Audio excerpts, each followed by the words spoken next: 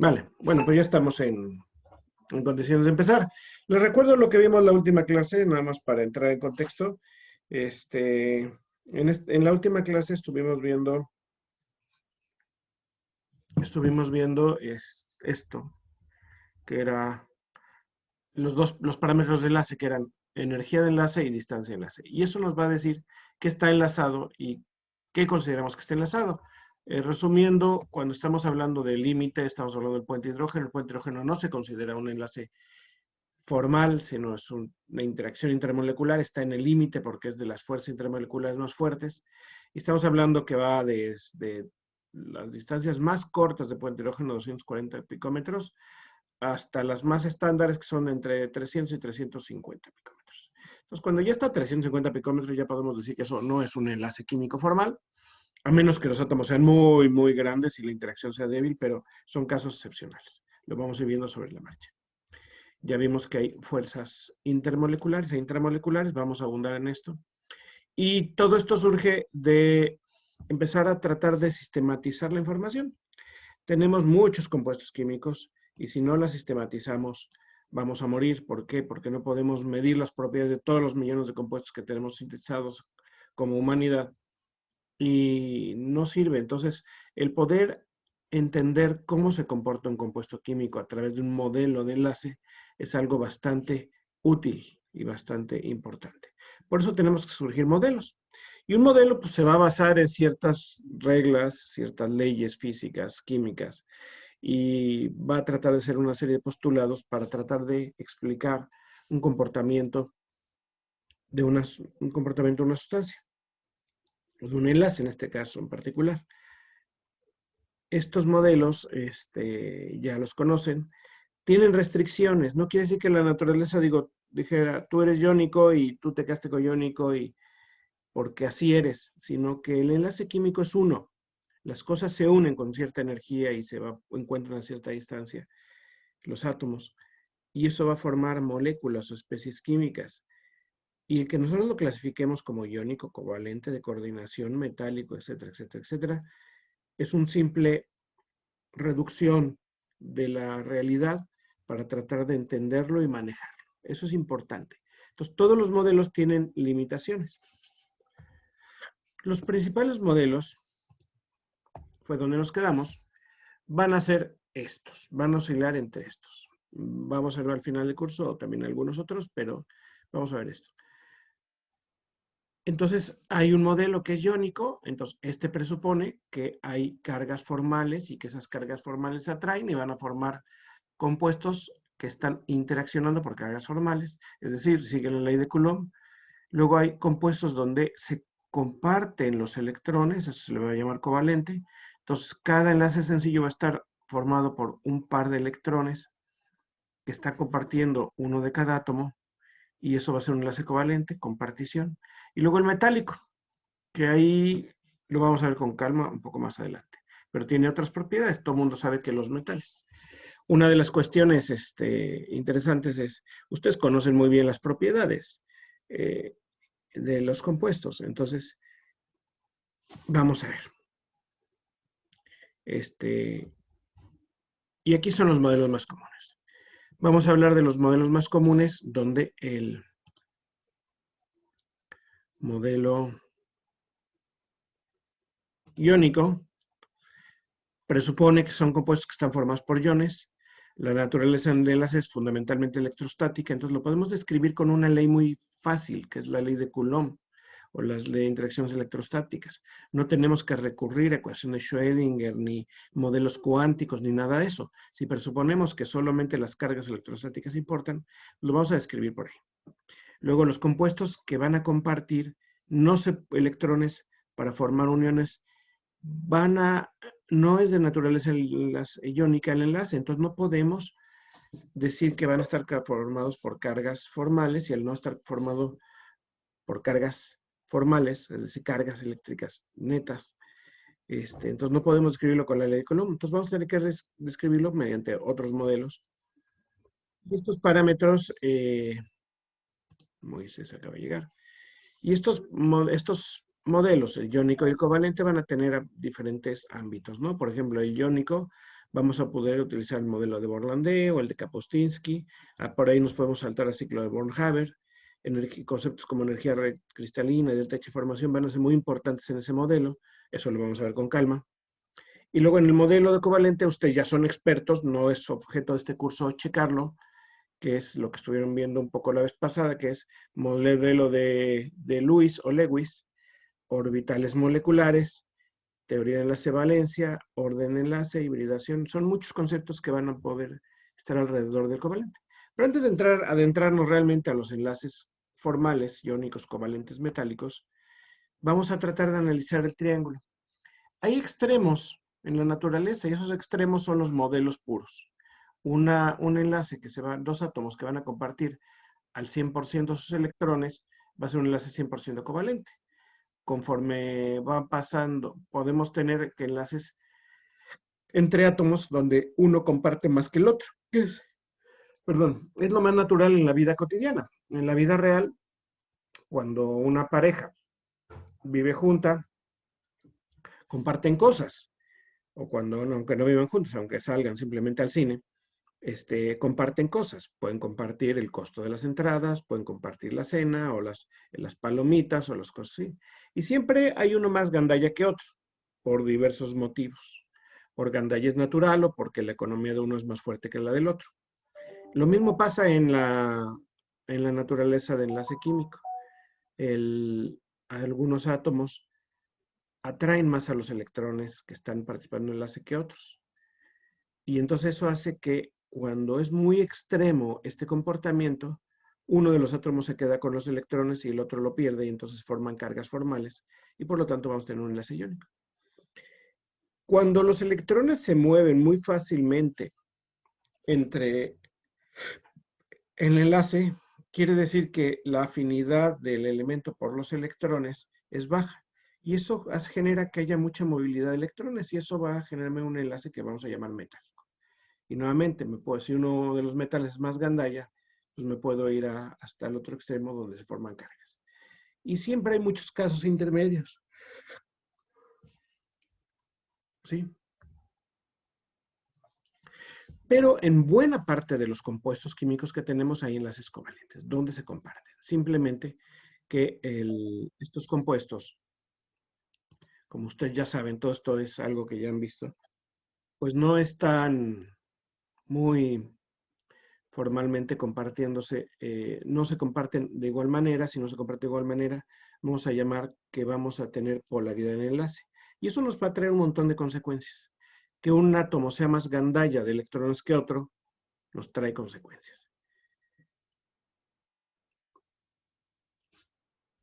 Entonces, un enlace covalente puede estar formado generalmente por no metales, pero esa regla la vamos a dejar en la secundaria, en la preparatoria, y ahora vamos a decir que vamos a caracterizar por la gandallez de esos elementos por los electrones.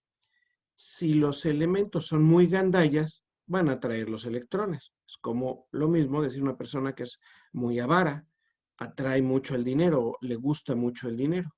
Entonces, la avaricia es lo equivalente a la capacidad de un átomo para atraer electrones. Si es muy avaro, pues va a ser que no le gusta soltar los electrones, le gusta atraerlos. Una persona muy avara le gusta agarrar el dinero, no soltarlo. ¿Sale? Entonces, vamos a considerarlo de esa manera. Entonces, así es muy fácil de entender qué sucede. Entonces, los enlaces covalentes no polares es cuando los dos son igual de aficionados por los electrones, comparten todo a mitades.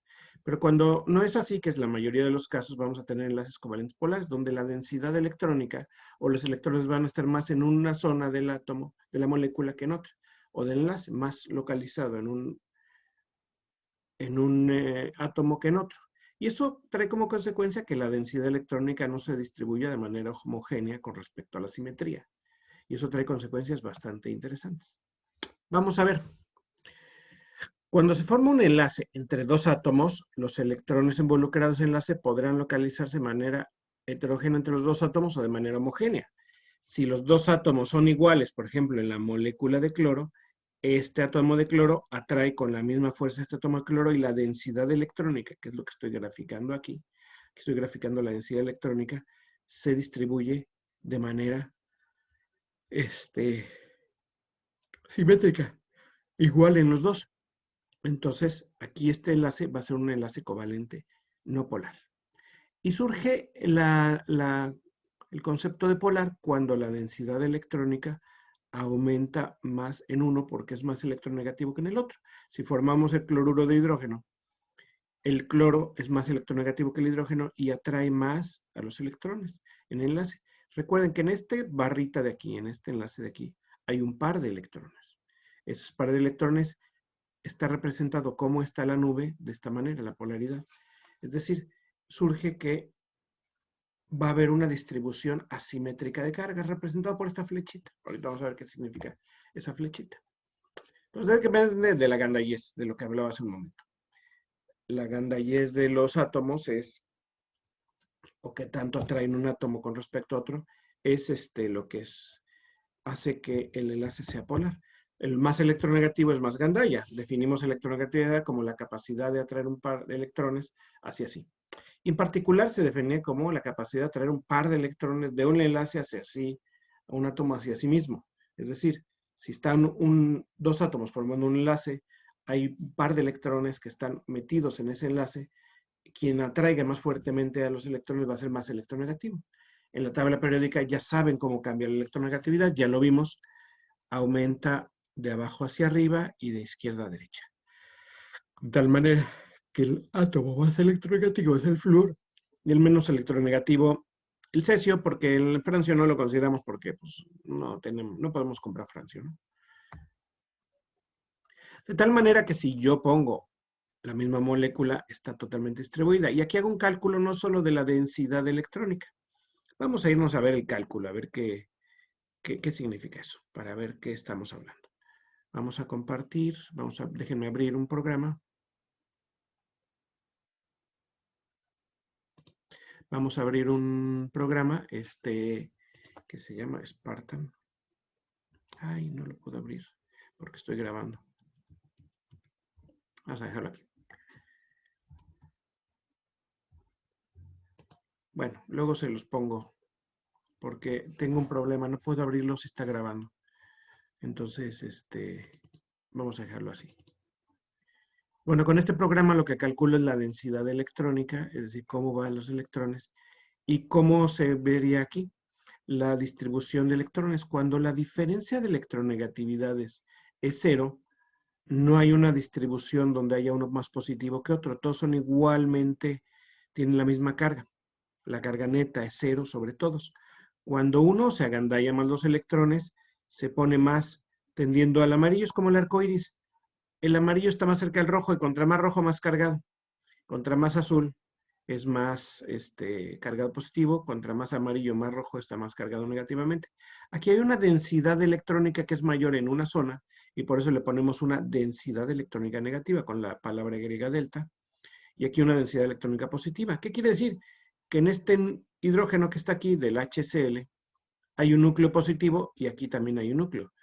Si los electrones están más sobre el átomo más electronegativo, que es el cloro, va a haber una zona, va a estar desprotegido este núcleo y va a haber una densidad positiva aquí y aquí va a haber una densidad negativa. Si nosotros ponemos muy, muy grande la diferencia de electronegatividades, entonces un átomo se queda con los electrones y el otro los pierde.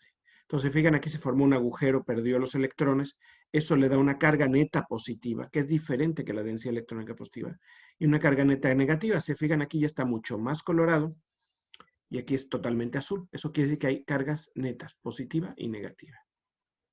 Entonces, los casos de extremos de un enlace covalente son cuando comparte al 100%, cuando las electronegatividades son diferentes, y cuando las electronegatividades son muy diferentes, uno se puede quedar con el electrón y el otro lo pierde y se forman iones.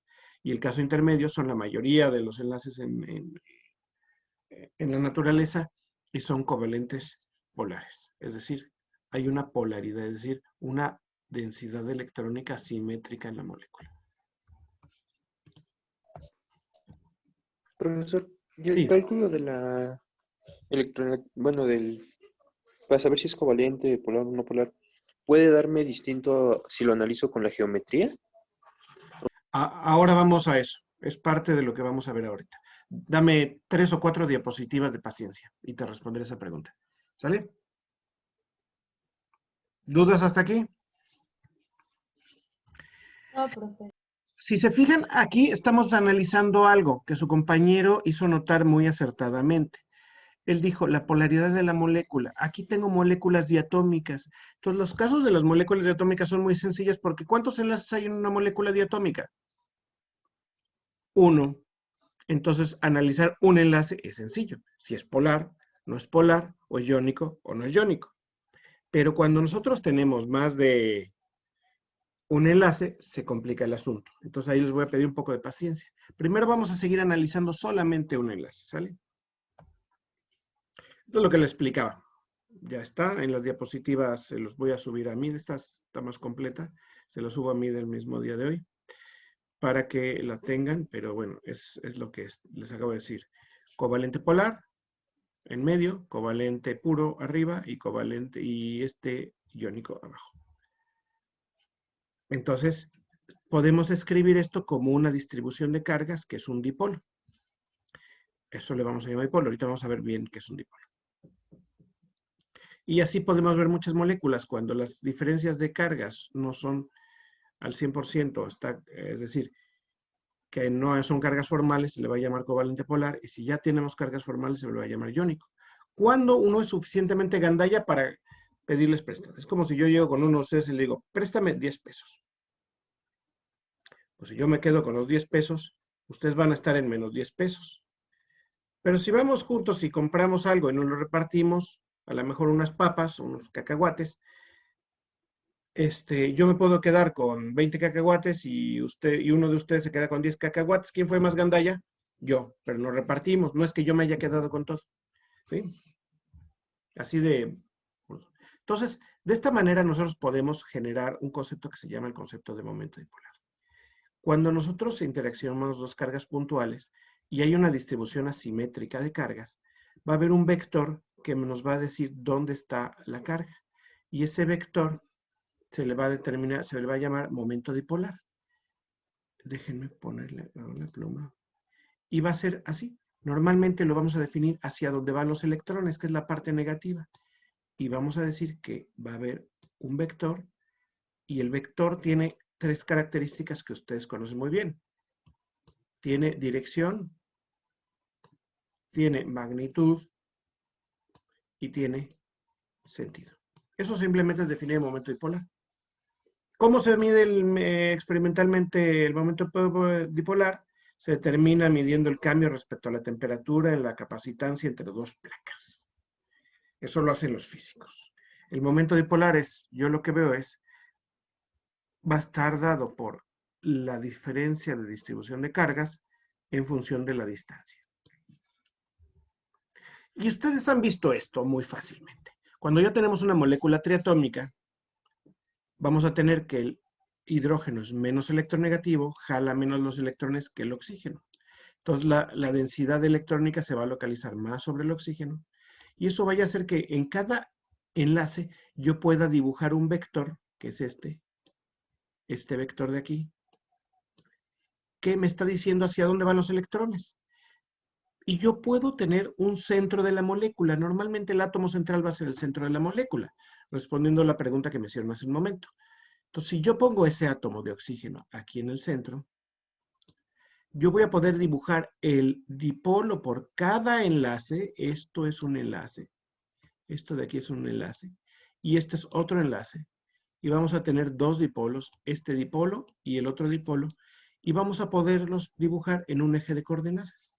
Y luego, como todos los dipolos tienen una magnitud, que es el tamaño, un sentido, que es la cabeza de la flecha, y una dirección, que es la posición en el eje de coordenadas, voy, borrar. La posición en el eje de coordenadas, que sería esta y esta, sería la posición. Yo puedo sumar vectorialmente estos dos, y si yo sumo este vector va a tener una proyección para acá y una proyección para acá, y el vector resultante va a ser esto. De tal manera que yo al agua la puedo escribir así, como un vector donde la densidad negativa va hacia arriba y la densidad positiva va hacia abajo. Pues esto suena muy teórico, muy chido, ¿no? Bien, bien fácil, porque pues, los electrones van para acá y para allá. ¿Qué evidencia tenemos de que suceda esto? Pues hay una evidencia, un experimento que los invito a que lo repitan en su casa, es trivial y ya lo habrán visto más de ustedes, que es este que tengo aquí en este pequeño video. Déjenme quitar el puntero.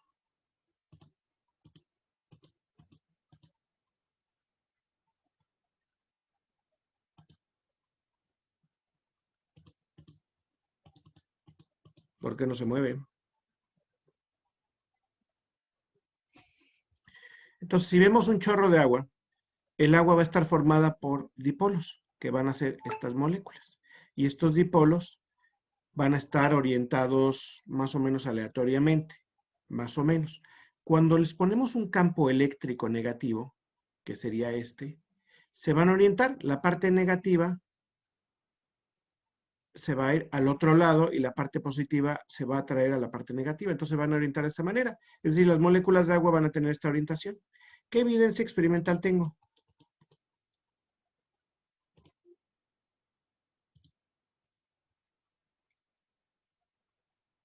Déjenme compartir otra vez que no podía ver, no podía echar a andar el aquí. Es que quería que me saliera esta flecha y no me salía. ¿Lo ven? ¿Ven el video? ¿Sí se ve? Sí, Sí, pero Va. Entonces, si echamos a andar el video, ¿qué sucede? Pues vamos a ponerle una carga eléctrica negativa al agua. Y es como, pues, con un peine, cuando nosotros nos peinamos, lo que generamos electricidad estática, una carga eléctrica negativa.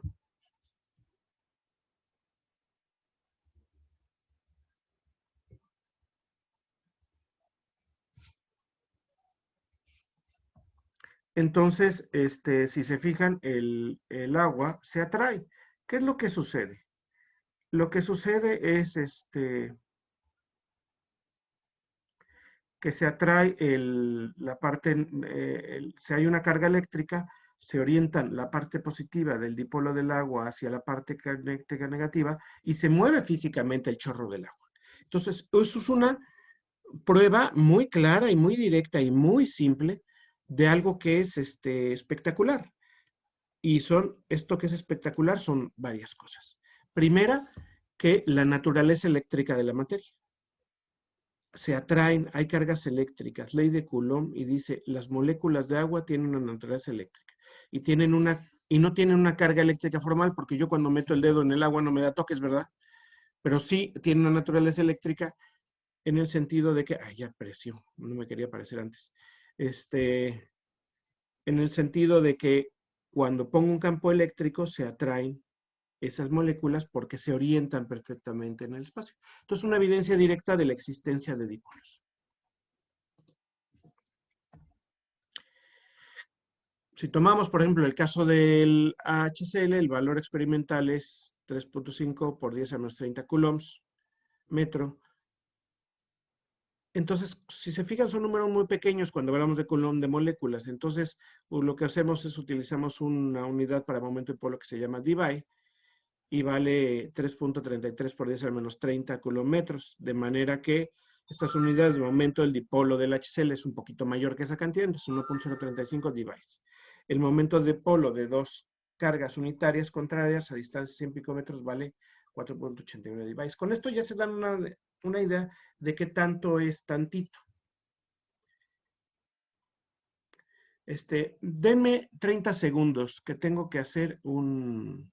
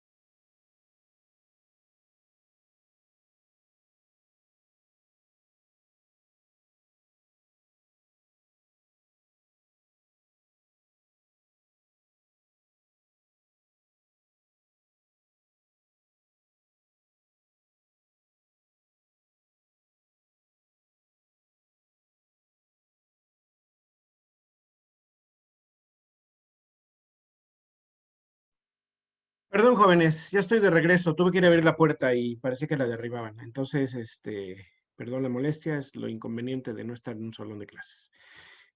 Volvamos a lo que estamos. El concepto de tener un momento dipolar con unidades de Debye es muy conveniente porque así cuantificamos y decimos que tanto es tantito. Si yo voy con ustedes y les digo, préstame 10 pesos, muy seguramente alguno de ustedes dirá, sí, aquí está, te presto 10 pesos, ¿qué te quieres comprar, unos cacahuates o qué? Pero si yo les digo, préstame 5,000 pesos, me van a decir, ¿qué? ¿Cómo? No. Entonces, la cantidad sí importa, ¿sí? Así de burdo es el ejemplo, pero es cierto. ¿Cómo calculamos un momento dipolar? Para calcular un momento dipolar de una molécula se resuelve la siguiente ecuación. El movimiento dipolar aproximadamente es la diferencia de electronegatividades. Así de sencillo. De manera que para el HCl se tiene que la diferencia de electronegatividad entre cloro y el hidrógeno es 3 menos 2 puntos, es 0.9 device. Ese es el momento dipolar por enlace, ¿sí? Cuando lo que van a ver más adelante, un poco más adelante con Catherine, perdón, es cómo calcular ya de moléculas. Ahorita estamos viendo un enlace que está construido solo por 2 átomos, por eso tomamos una molécula diatómica. Las moléculas que tienen diferencia de electronegatividades igual a 0, es decir, que sus electronegatividades son iguales, pues entonces, o los enlaces que son así, pues son moléculas no polares. Las que tienen un momento dipolar diferente a 0 se les va a llamar moléculas polares. Pues ahorita estamos hablando de diatómicas, y esto aplica también para las poliatómicas. Cuando la diferencia de electronegatividad es muy grande, uno de los átomos se va a quedar con el electrón involucrado en ese enlace. Entonces, si pierde uno un electrón, va a adquirir carga positiva, si el otro lo gana, va a adquirir carga negativa. Y por ejemplo, en el caso del fluoruro de cesio, que sabemos que es iónico, que da origen a iónicos, esa diferencia de electronegatividades, la diferencia de electronegatividades es 3.2, se me lengua la traba, perdón. Y entonces, de esa manera podemos sacar un concepto, se ha hablado de un concepto que se llama porciento de carácter iónico. Hay muchas maneras de calcular el porciento de carácter iónico. Vamos a ver alguna. Se han sugerido varias ecuaciones y son empíricas en función de la electronegatividad. Y por ejemplo, el porciento de carácter iónico, Hanay y Smith lo calculan con 16 por la diferencia de electronegatividades más 3.5 por el delta de electronegatividades al cuadrado. Y eso les da que en el cloruro de hidrógeno, la diferencia de tenemos un porciento de carácter iónico de 9.7. Pauling deriva una ecuación similar y llega a esta expresión que estamos viendo aquí en la pantalla, donde grafica esta ecuación y dice el porciento de carácter iónico nunca es 100%, aunque ya después de cierta diferencia de electronegatividad se parece mucho a algo iónico. Entonces, cuando Pauling dice que aproximadamente en 1.7, que es más o menos en este punto, déjenme marcarlo, más o menos por aquí,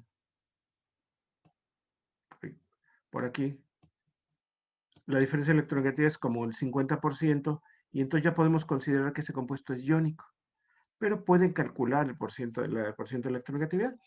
Ese concepto lo que les dice es que no hay compuestos 100% iónicos, aunque realmente eso, cuando nosotros disolvemos un compuesto que tradicionalmente llamamos iónico, que tiene una diferencia de electronegatividad mayor a 1.7, según el concepto de Pauling, vemos evidencia de iones. Por ejemplo, lo disolvemos en agua y nos conduce la electricidad, o lo fundimos y nos conduce la electricidad fundido. Esa es la evidencia fundamental de que es iónico, de que hay presencia de iones, porque los iones son los que conducen la electricidad.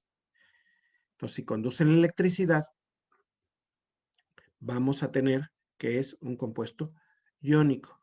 ¿Por qué entonces no es 100% iónico si conduce la electricidad? Porque la interacción con el disolvente o con la temperatura rompe las interacciones muy covalentemente débiles, se forman iones 100%. Esa es la explicación. Bueno, vamos a dejarlo aquí. Esto se los va a explicar un poco mejor Caterine, y después regresamos a esto. Ya estamos, hasta ahorita estoy hablando nada más de moléculas y de iones, ¿sí? De moléculas diatómicas. Pero hay algo bien interesante, porque nosotros vamos a clasificar a las sustancias no solamente por el tipo de enlace, sino cómo están organizados sus enlaces entre sí. Y eso es muy importante y muy interesante. Por ejemplo,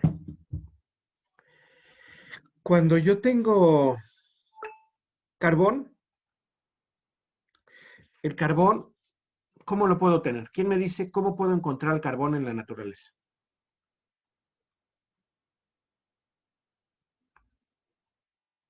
A ver, si no vamos a nombrar a alguien que nos mencione. Como grafito o Grafito, ¿qué como más? Diamante, ¿qué más? ¿En CO2? No, porque eso ya no es carbón puro. Estoy hablando de carbón puro. El carbón se Ah, encuentra en el CO2, pero ya hay oxígeno, es una molécula diferente. Me refiero nada más a puro carbón. El carbón activado. El carbón activado, sí, el carbón activado es más parecido a un carbono amorfo, sí. ¿Qué más? Ahorita vemos qué es el carbón activado. Es interesante ver qué es el carbón activado. ¿Algún isótopo del carbón? No, no, los isótopos no van a tener propiedades químicas diferentes, van a tener propiedades, algunas propiedades físicas y nucleares diferentes, pero no propiedades físicas. ¿Han oído hablar de los fullerenos? No. No. ¿Alguien ha oído hablar de los fullerenos? ¿Quién dice yo? ¿Quién dice yo?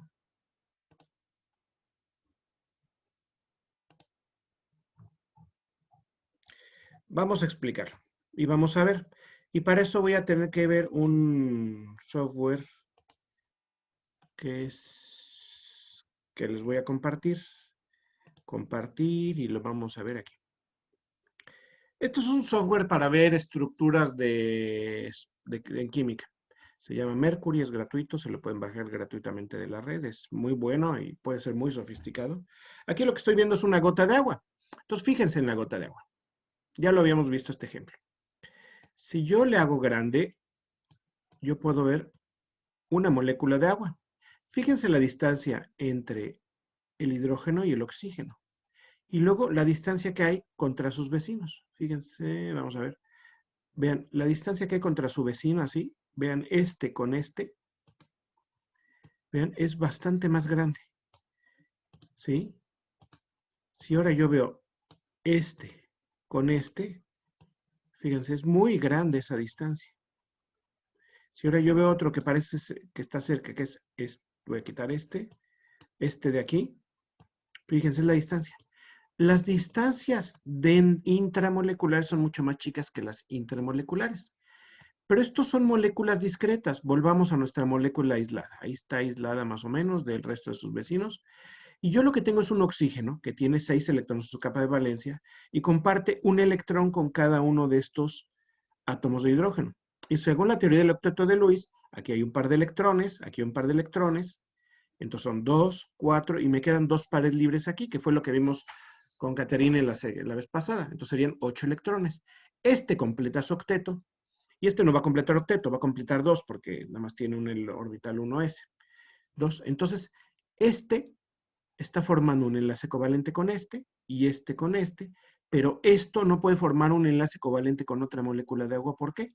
Porque rompería el octeto, según la teoría del octeto de Lewis. Con orbitales moleculares también lo vamos a ver, pero según esa teoría que ya conocemos, que es muy simple, este no puede formar enlaces con este por la sencilla razón de que ya tendríamos una interacción covalente que rompería la regla del octeto de Lewis. Si se acuerdan de la regla del octeto de Lewis, es si yo le meto más electrones, esto se vuelve muy inestable y ya no quiere.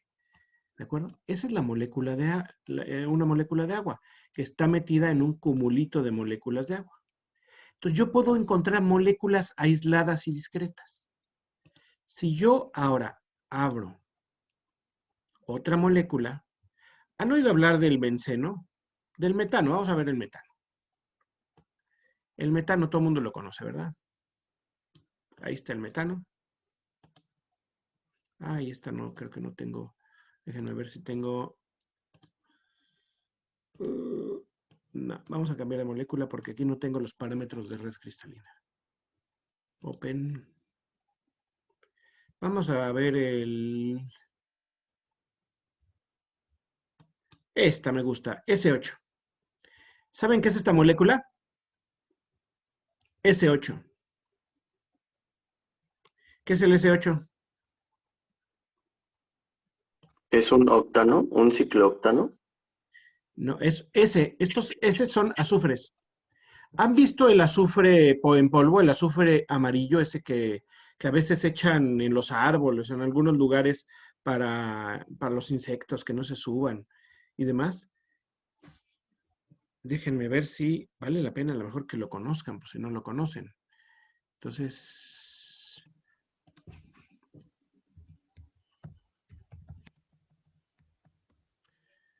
azufre en polvo. Imágenes. Les voy a presentar el azufre en polvo porque yo pensé que lo conocían la mayoría. El azufre en polvo es New Share. Es esta. ¿Ya están viendo la página web? Es un polvito, el azufre. ¿Cuál es la fórmula del azufre? La fórmula del azufre es S8. Es el elemento azufre en su estado elemental, S8. ¿Qué fórmula tiene? S8. El oxígeno es molecular. El nitrógeno es molecular. El helio es atómico. El neón es atómico. Y así cada elemento en su forma elemental tiene una combinación diferente. El alótropo más común del azufre es este, que es un polvo amarillo. Ese polvo amarillo está formado por estas moléculas de 8 átomos de azufre formando una especie de coronita. No se sabían eso, pero bueno, ahí se los presento. Ahora, ¿cómo se asocian estas coronitas entre sí? Esta es una sola molécula de azufre S8. Si yo le digo, vamos a ver el empaquetamiento. Ay, ¿a poco tampoco tengo el... ¿Qué pasó aquí con esto? Es que está dañado este archivo. Necesito una cosa que se llama parámetros, que ya lo había hecho yo.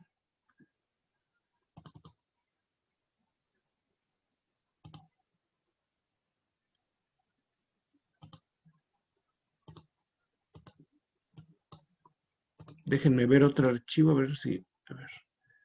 Open.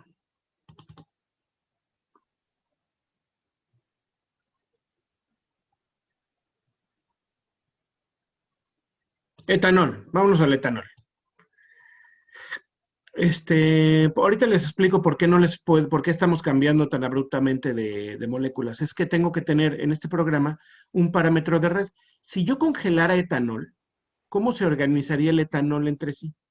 Se organizaría de esta manera. 4 moleculitas de etanol van a estar empaquetadas. Vamos a decirle así. Entonces, esta sería un hielo de etanol. Fíjense cómo sería un hielo de etanol. ¿Sí? Sería un cubito de hielo de etanol sólido. Si yo lo enfrío suficiente a menos 140 grados centígrados, se va a formar esto. Y fíjense las distancias que hay entre etanol y etanol. Son mucho más grandes que las que están entre los átomos de hidrógeno y el carbono, o el oxígeno y el carbono, o el hidrógeno y el oxígeno. Entonces, los que tienen líneas se llaman fuerzas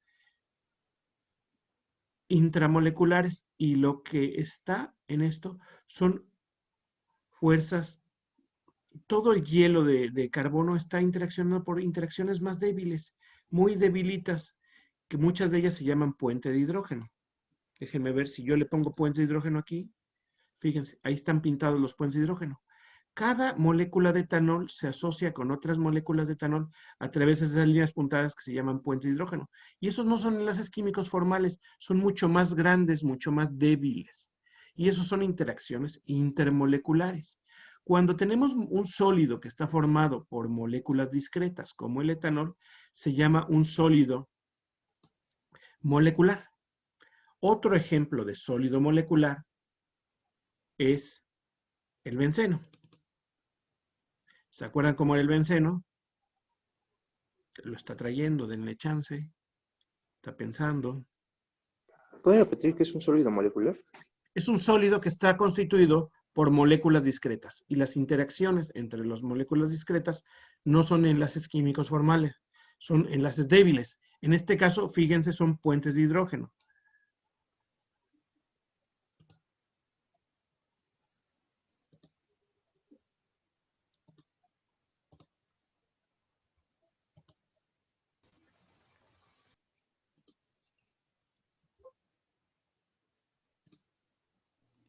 Déjenme regresar aquí que ya se pasmó déjenme cerrar que se pasmó el programa. Cerrar el programa y luego lo abrí, ¿sale? Profe, dijo que estaban constituidas por enlaces débiles, ¿verdad? ¿Enlaces qué? Débiles. Sí, enlaces débiles. Ok. Por enlaces débiles. Entonces, un sólido molecular se constituye por enlaces débiles. Déjenme ir aquí y le digo, Mercury. Déjenme abrir otra vez el programa para compartírselo, ¿sale? Porque se me pasmó y se me salió cuando le quise abrir el benceno.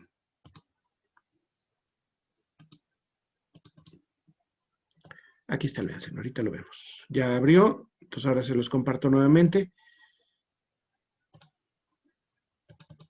Si tenemos el benceno, ¿se fijan? ¿Se acuerdan cómo era el benceno? El benceno es un anillo, vamos a...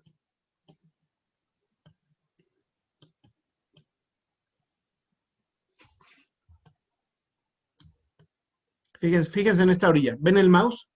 Es un anillo de 6 miembros de carbonos y cada carbono tiene un hidrógeno formando un hexágono. ¿Se acuerdan de Kekulé? Pues es el famosísimo de Kekulé. Si nosotros analizamos un trozo de sólido molecular de benceno, tiene esta estructura. Fíjense. Así están acomodados.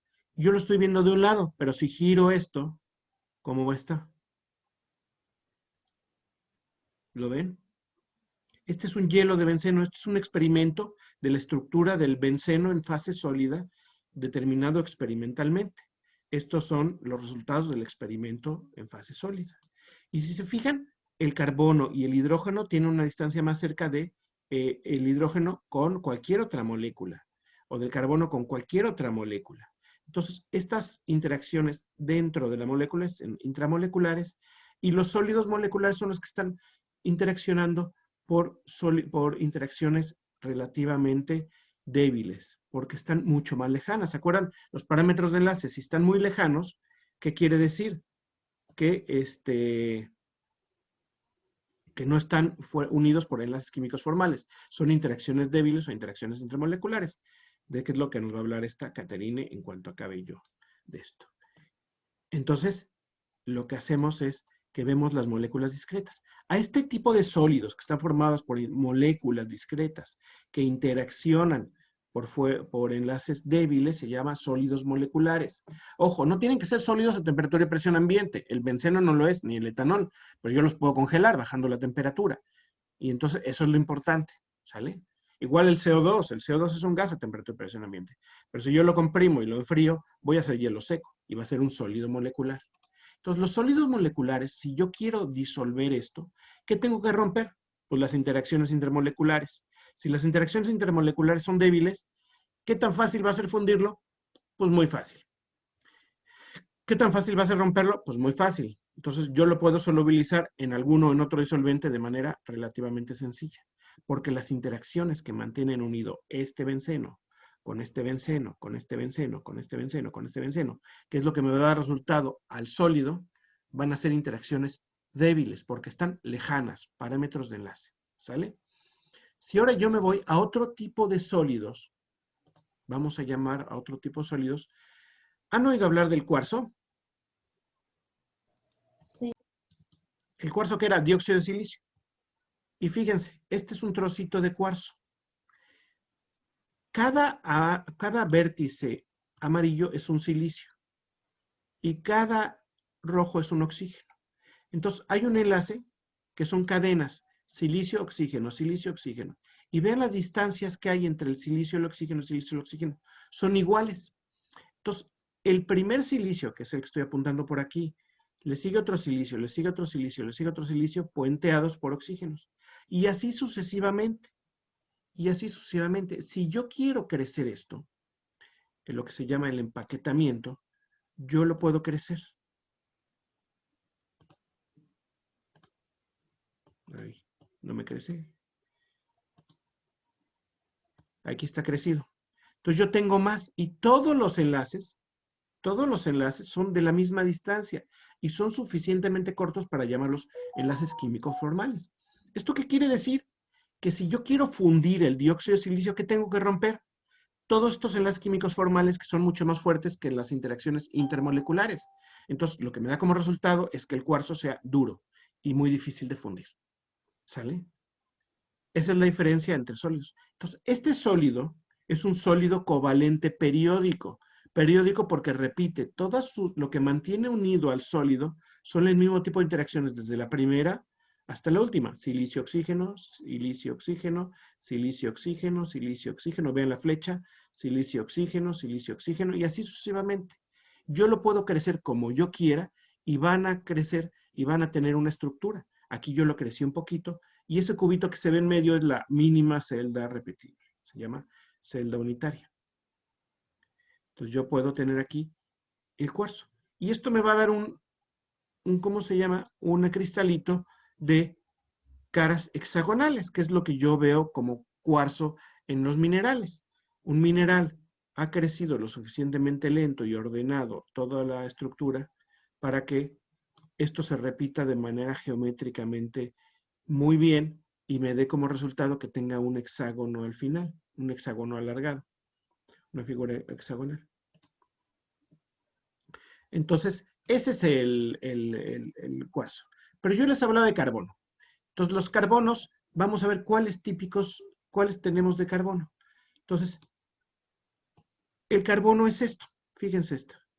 El carbono son carbonos que están unidos por enlace covalente de forma tetraédrica. Fíjense en este carbono de aquí. ¿Sí? Tiene unido 4, déjenme hacerlo más grande para que se note, más grande para que se note. Vamos a fijarnos en el de la esquina, en este. Fíjense, este carbono tiene unido a este carbono, tiene unido a este carbono y tiene unido a este carbono. Voy a ponerlo como para que se vean los átomos. Ahí están los carbonos unidos, ¿sale? Este carbono se une a su vez con otros átomos de carbono de forma tetraédrica. Vamos a seleccionar este, vamos a seleccionar este, vamos a seleccionar este y vamos a seleccionar este. Y le digo, ¿sí? Entonces fíjense que tengo 2 tetraedros, me faltó este de acá arriba. Tengo 2 tetraedros unidos y así sucesivamente. El primer carbono está enlazado con el siguiente por enlace covalente, 100% covalente. El siguiente, también 100% covalente, el siguiente por 100% covalente, y así sucesivamente. Entonces, todo el diamante tiene 4 enlaces covalentes, cada carbono tiene 4 enlaces covalentes, y así a lo largo de toda la red cristalina. Y eso me hace que romper un enlace 100% covalente sea muy difícil. Por eso es tan duro, porque cada carbono está unido con otro carbono por 4 enlaces covalentes, y toda la red cristalina es igual.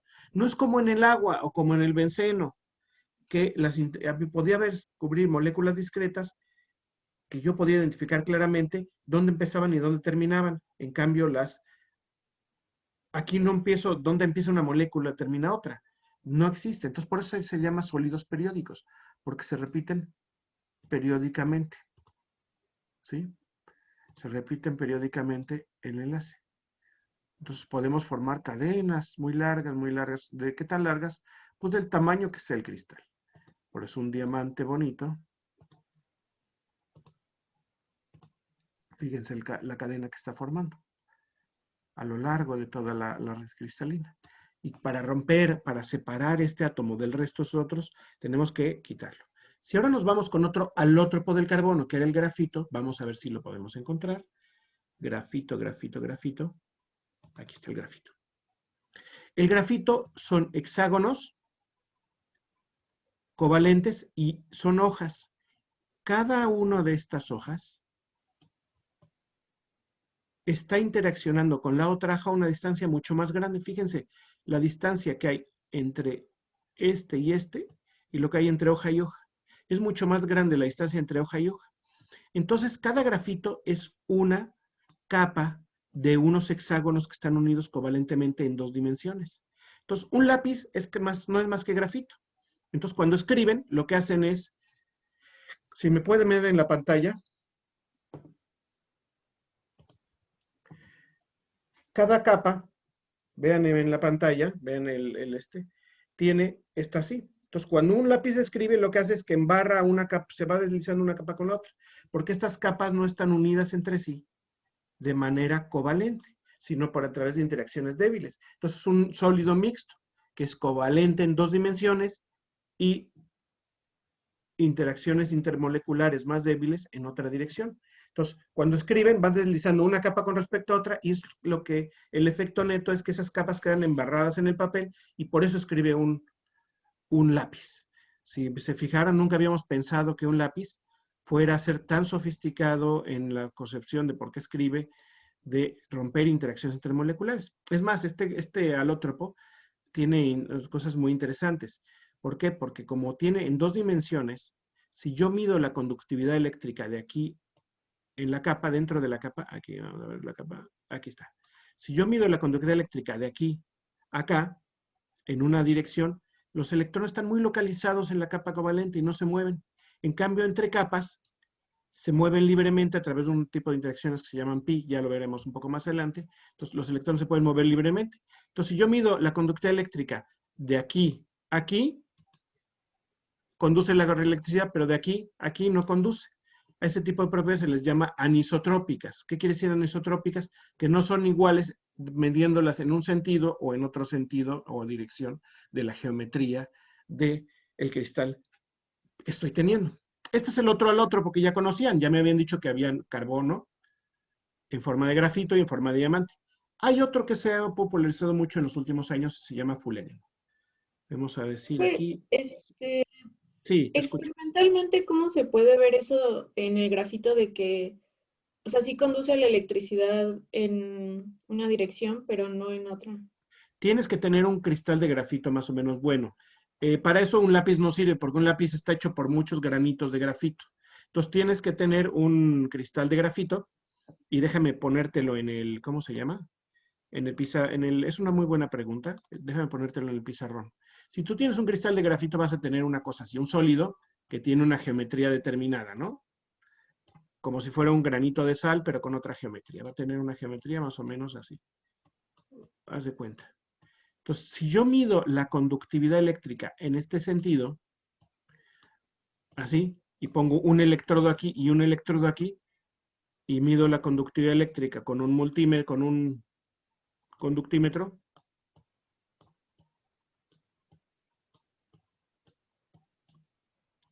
en este sentido, va a conducir la corriente eléctrica. Pero si yo ahora coloco el conductímetro de aquí a acá, y el conductímetro lo pongo aquí para medir, aquí no me va a conducir la corriente eléctrica. Y eso se ha aprovechado para hacer muchas cosas en electrónica, ¿no? Que en un sentido puedo mover la corriente eléctrica y en otro sentido no. Pero bueno, eso es otros 20 pesos. Y eso es porque es un sólido híbrido. Es un sólido periódico covalente en una dimensión, es decir, son capas. Es un sólido, ahí escribo, déjenme borrar.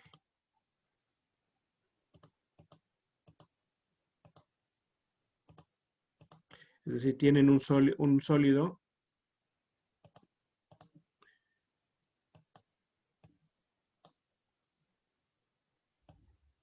así es una capa y abajo tienen otra capa.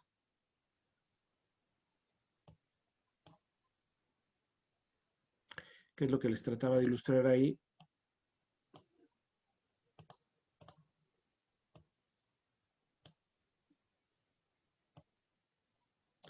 Otra capa, que es esta capa en realidad. Entonces, son capas que entre sí en 2 dimensiones no conducen electricidad, pero entre capas sí conducen electricidad. Por eso se llama anisotrópica, porque en 2 dimensiones es un sólido covalente. Dentro de esta capa, dentro de toda esta capa, las interacciones que hay son covalentes, y en medio de las capas no son covalentes, son otro tipo de interacción intermoleculares que se llaman interacciones pi. Lo veremos un poquitín más adelante. Bueno. Vamos a tratar de ver el fullereno, déjenme ver si lo tengo.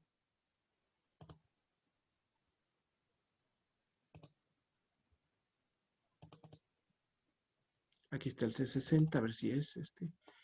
Si tengo un C60, el fullereno es una pelota. Cuando yo tengo un... Ay, no tengo... A ver si tengo otro fullereno. Open.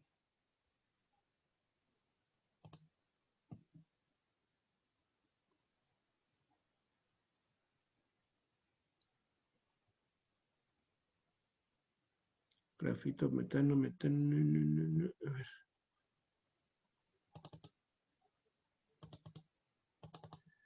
Cuarzo, benceno, circonia, diamante, diamante, diamante. Fullereno, aquí está el fullereno, no lo encontré, aquí está. Ya lo encontré.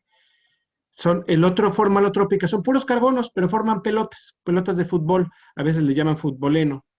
Pero cada pelota de fútbol está unida a otra pelota de fútbol por interacciones débiles, fíjense, no forman enlaces covalentes. Entonces el fullereno yo lo puedo disolver en benceno, por ejemplo. En algunos disolventes de ese estilo se puede disolver muy bien. Y es una molécula discreta. Esto es un sólido molecular. En cambio el benceno es un sólido periódico covalente. Y este es el fullereno. Esto se hace, ¿cómo se hace? Se quema carbón, grafito, o se quema a alta temperatura con una chispa eléctrica, y lo que se condensa se forman estas cosas, estas pelotas.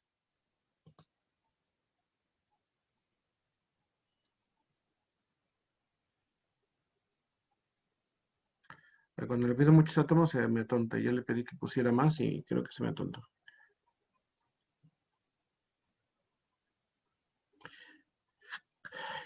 Voy a cerrarlo nuevamente. Ay, a ver si quiere cerrar el programa. Se me atontó nuevamente. Ahorita les comparto para ver otro tipo de compuestos.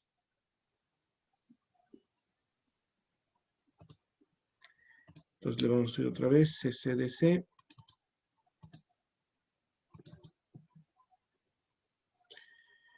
Y le decimos ahora vamos a tener otra molécula. Y esta molécula va a ser file open.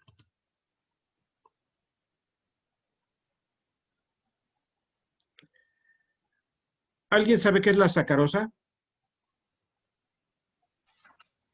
Azúcar. Azúcar. Azúcar. Azúcar. El azúcar está compuesta por una molécula de sacarosa, que es una hexosa, que es un anillo de 6, unido a un anillo de 5, una pentosa de penta 5. Entonces, cuando yo tengo un cristalito de azúcar, lo que yo tengo es esto. Y está interaccionando a través de puentes de hidrógeno. Fíjense, los puentes de hidrógeno son los que están en azul, ¿sí? Si yo crezco esto, pongo más sacarosas en el cristalito, porque teniendo 2 es muy poquito, fíjense lo que pasa.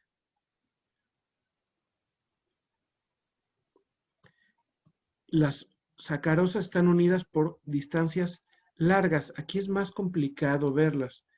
Ay, déjenme ver. Voy a quitar los hidrógenos para ver si se puede ver un poquito mejor. ¿Sí? Entonces, donde hay líneas azules punteadas es los enlaces de hidrógeno. Entonces, cada sacarosa está interaccionando con puente de hidrógeno con otra sacarosa, ¿sí? Y estas sacarosas entre sí forman este tipo de estructuras. Son moléculas discretas. Empieza una molécula, luego hay interacciones débiles y luego empieza otra molécula, interacciones débiles y luego empieza otra molécula. Si vemos otro, por último ya vamos a ver alguna más.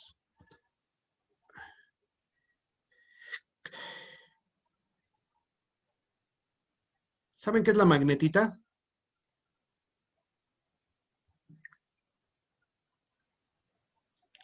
La magnetita es un óxido de de hierro. Y es magnético, es lo que originalmente a los chinos se utilizaron para hacer las brújulas. Es un hierro, oxígeno, hierro, oxígeno. Y fíjense las distancias entre hierro y oxígeno son iguales. Es un sólido periódico. Los sólidos periódicos suelen ser covalentes, un sólido periódico covalente. Es decir, la diferencia electrónica entre hierro y oxígeno no es tan grande para que sea iónico, pero sí va a formar un sólido periódico.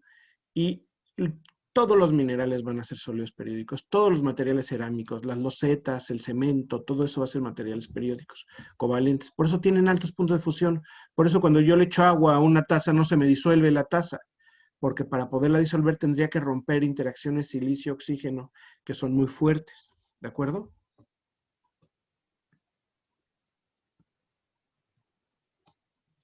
Entonces, esta es la magnetita. Y por último, ya para terminar, ¿Los podrías repetir lo último que dijo? de la magnetita. O de De los que sólidos. para aplicarle, ¿qué es lo que se rompe cuando se le aplica una fuerza? Velo tú. Si tú quieres romper un trozo de magnetita, ¿qué tienes que romper? ¿Enlaces de qué tipo? Hierro, azufre. Fíjense, aquí ya le puse etiquetas. Fíjense, hierro, oxígeno, hierro, oxígeno, hierro, oxígeno, hierro, oxígeno. Yo tengo que romper interacciones hierro-oxígeno. Esas son covalentes y son muy fuertes. Y si son tan fuertes, romperla me cuesta mucho trabajo.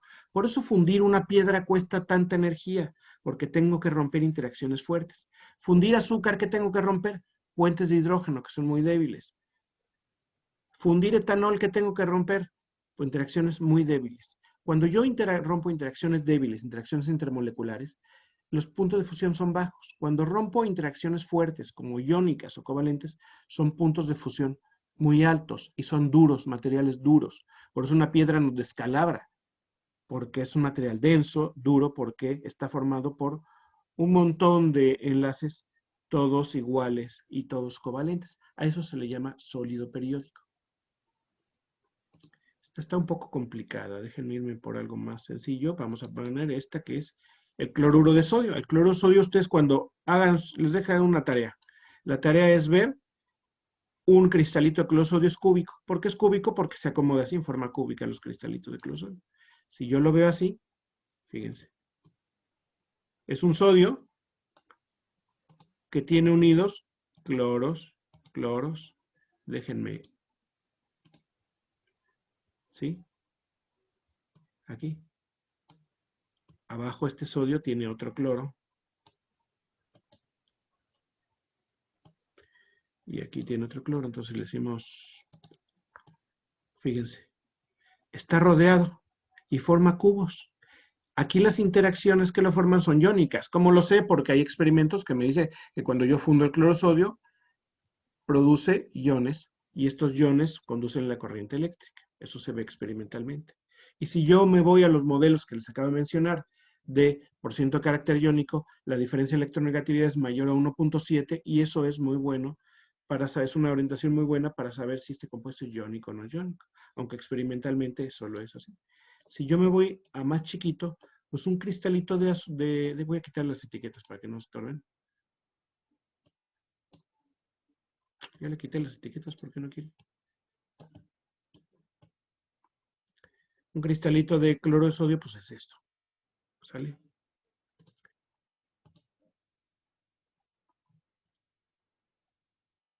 Si yo me voy a otro sólido cristalino, como el iodato de cesio, pues vean, es una maraña donde todos son covalentes. Este lo voy a quitar porque no se entiende nada.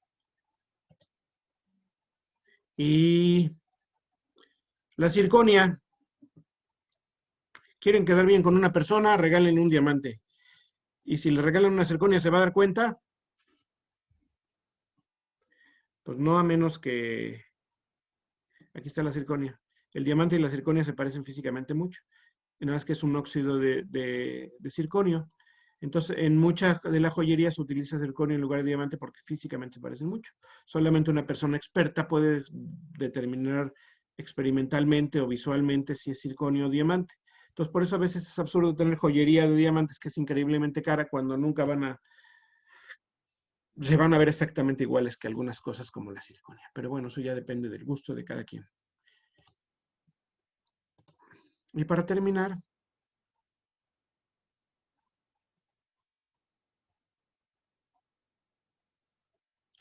una molécula discreta, que son PSL6 menos, PSL4 más. Es un compuesto iónico formado por cloruros de fósforo. Esto lo retomaremos un poco más adelante. Pero es un compuesto iónico este. Y vamos a ver por qué es iónico. Entonces, lo que quiero darles es que es muy importante que ustedes se imaginen las moléculas con su estructura y también se imaginen cómo son las moléculas, cómo interaccionan entre sí las moléculas para dar compuestos, que es lo que nosotros vemos. Compuestos o sólidos mayores o macroscópicos. Entonces, muy importante esa parte. Bueno, hasta ahorita lo que hemos visto es algo de fuerzas intermoleculares y cuando nosotros, para poder saber una chat.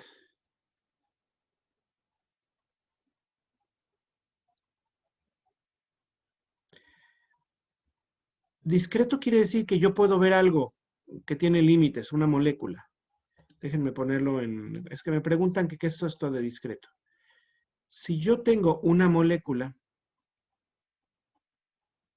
déjenme ponerles así, y yo tengo otra molécula así, yo tengo otra molécula así, tengo otra molécula así, formando una geometría determinada. Esto de aquí son moléculas discretas, que se unen a través de interacciones débiles, interacciones débiles, interacciones débiles. En cambio, hay especies, esto se llama sólidos moleculares.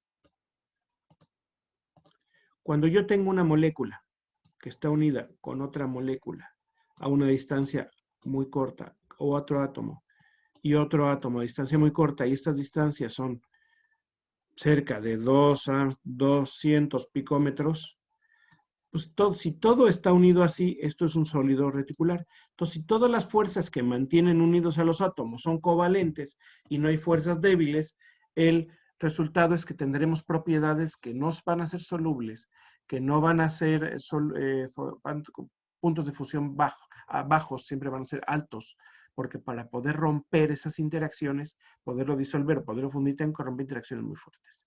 Y es el resultado de muchos enlaces compuestos que están formados por enlaces químicos formales, que son los sólidos periódicos, covalentes o iónicos, y también los metálicos.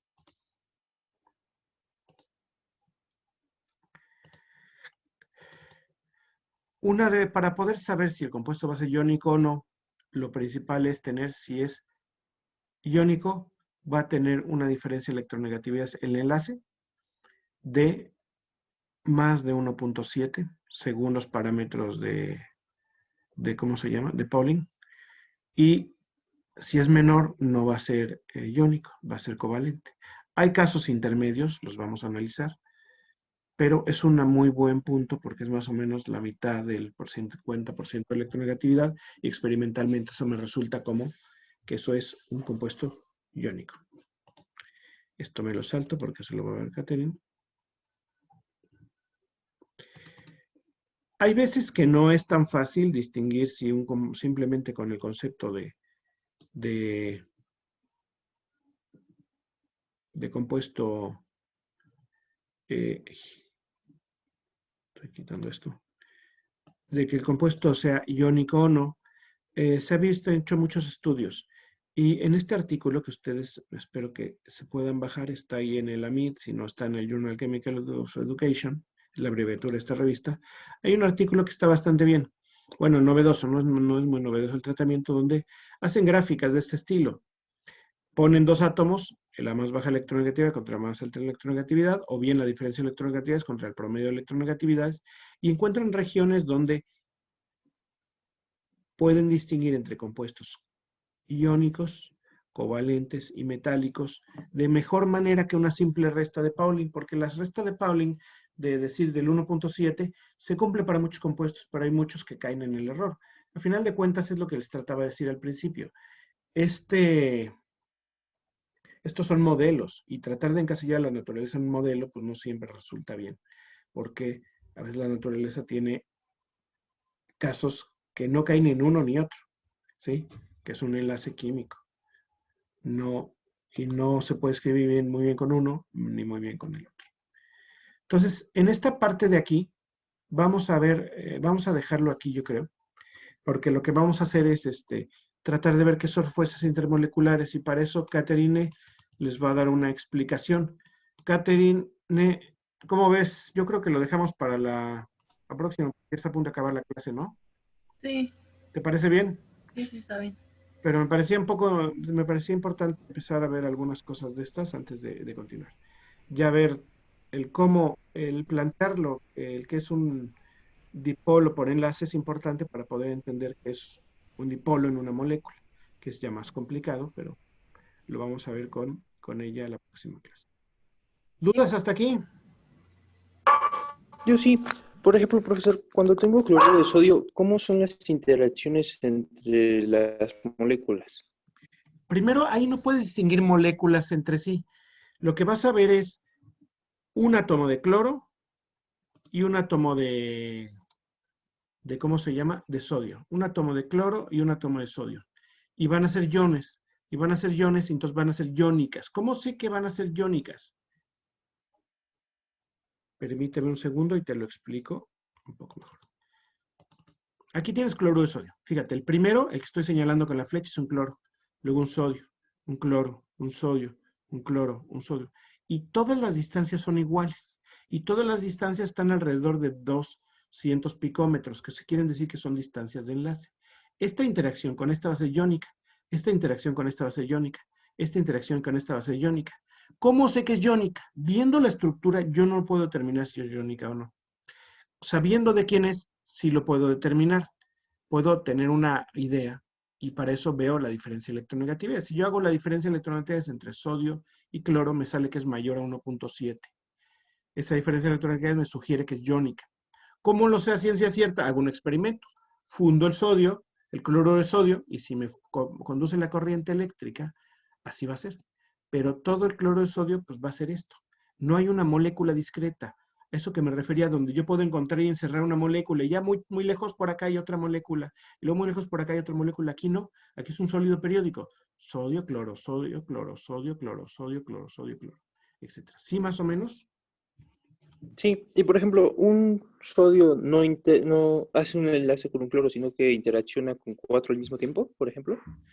Un sodio, si nosotros aislamos esto, vamos a tratar de aislarlo un poquito. Para eso lo hago grande.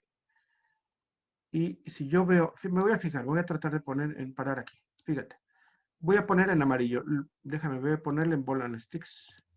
¿Viste aquí? Este sodio tiene arriba un cloro. Atrás otro cloro, acá otro cloro y acá otro cloro. Es decir, tiene 6 cloros alrededor. 1, ahorita los marco todos.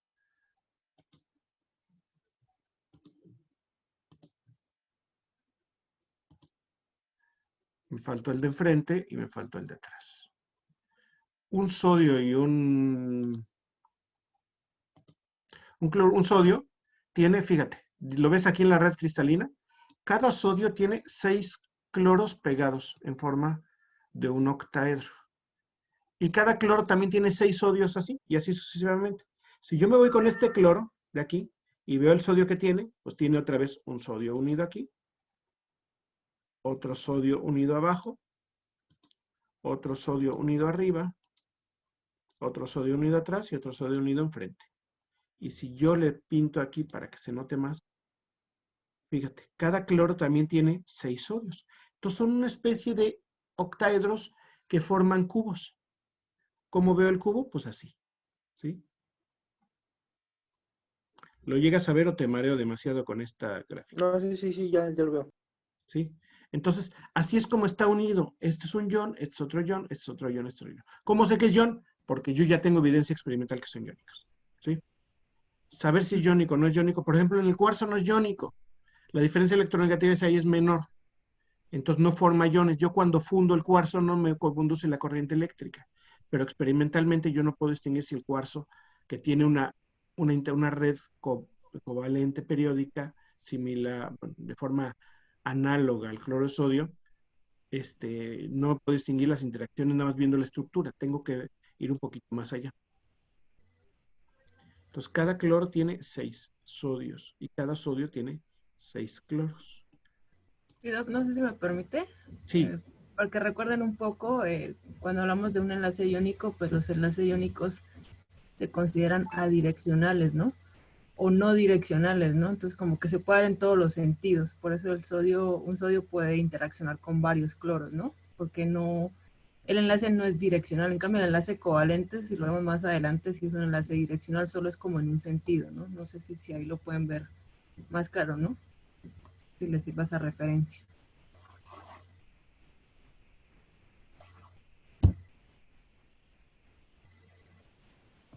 Muy bien. ¿Alguna otra duda?